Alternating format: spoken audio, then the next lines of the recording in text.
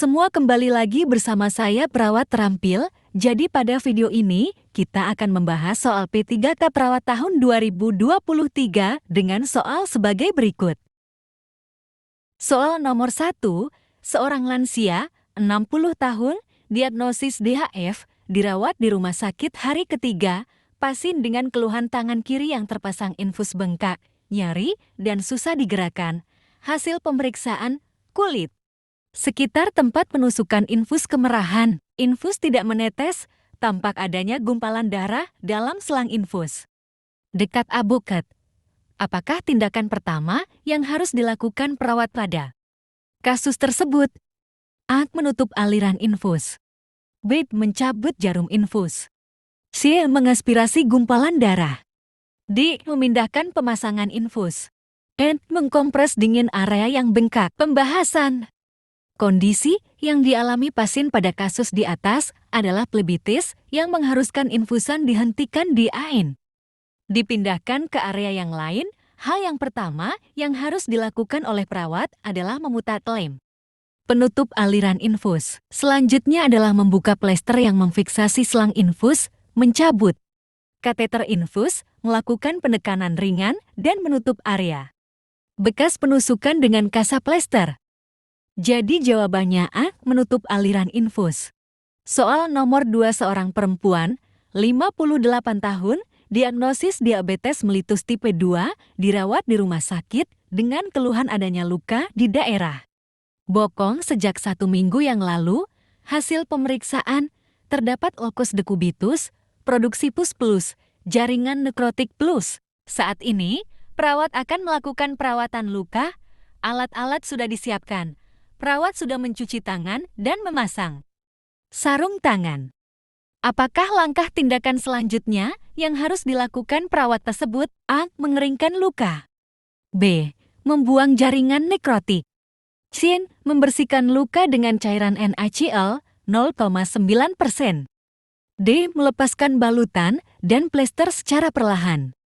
E. Mengoleskan obat topikal sesuai instruksi dokter. Pembahasan. Pada kasus di atas, diuraikan bahwa perawat telah melakukan pengkajian pada luka pasien, artinya balutan dan plester sudah dilepas sebelumnya, sehingga poin D bukan pilihan yang tepat. Poin C merupakan langkah yang tepat karena sebelum dilakukan penggantian balutan sesuai dengan jenis luka, perlu dilakukan terlebih dahulu pembersihan luka dengan cairan NaCl atau pembersih non-toksik. Sehingga jawaban yang benar adalah C. Membersihkan luka dengan cairan NaCl 0,9%. Soal nomor 3. Seorang laki-laki, 18 tahun, diagnosis fraktur tertutup 1/3 distal femur sinistra, dirawat di AS dengan keluhan nyeri pada area patah tulang sejak 2 hari yang lalu. Pasien mengatakan pusing, telapak kaki kiri terasa bal, hasil pemeriksaan, edema pada area fraktur. Ujung jari kaki kiri tampak pucat, CRT lebih dari 3 detik. Apakah intervensi mandiri perawat yang tepat dilakukan pada pasien tersebut? A. Berikan kompres dingin pada area yang edema.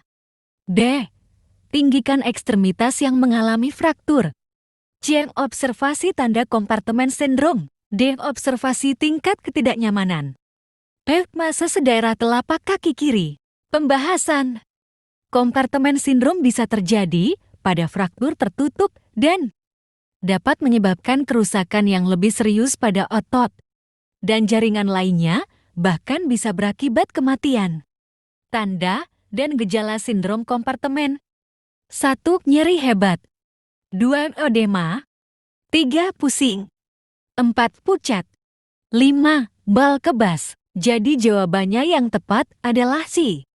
Observasi tanda kompartemen sindrom. Soal nomor 4. Seorang perempuan, 53 tahun, diagnosis osteoartritis, dirawat di rumah sakit dengan keluhan nyeri pada kedua lututnya sejak 3 hari yang lalu. Pasien mengatakan skala nyeri 2, kaku pada kedua lutut, hasil pemeriksaan tekanan darah 140/90, frekuensi nadi 78 kali per menit, frekuensi napas 19 kali per menit, IMT 28,5 obesitas. Saat ini, kondisi pasien stabil dan sedang dipersiapkan untuk pulang. Apakah pendidikan kesehatan yang penting diberikan untuk pasien tersebut? A. Minum obat analgetik.